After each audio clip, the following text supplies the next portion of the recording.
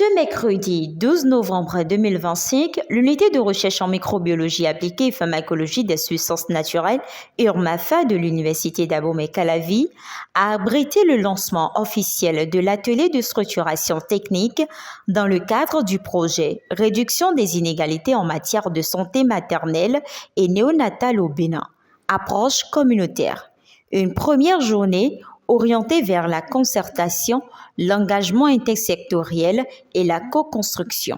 Ce projet s'inscrit pleinement dans les objectifs de développement durable, en particulier ceux relatifs à la santé, à l'éducation et à l'égalité du genre.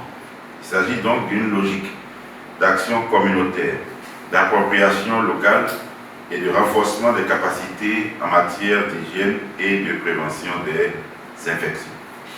Ceradis ONG, en tant que partenaire communautaire, s'engage pleinement à accompagner le déploiement des activités sur le terrain, à assurer la mobilisation des communautés et des acteurs locaux, faciliter l'appropriation des outils qui seront construits ici et enfin veiller à ce que les messages atteignent les familles, les quartiers et les villages.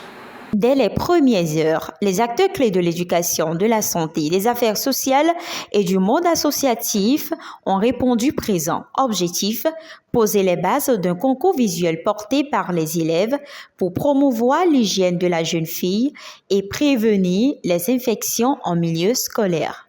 Cet atelier est une première d'une série de 4 ateliers. En 2 jours, les acteurs vont s'entendre sur des contenus de formation adaptés à des enseignants qui vont intégrer ces notions lors de leur apprentissage dans les cours de SVT. La journée a été marquée par des ateliers participatifs où les participants ont identifié les thématiques prioritaires, une réflexion collective guidée par des approches sensibles au genre et à l'inclusion sociale.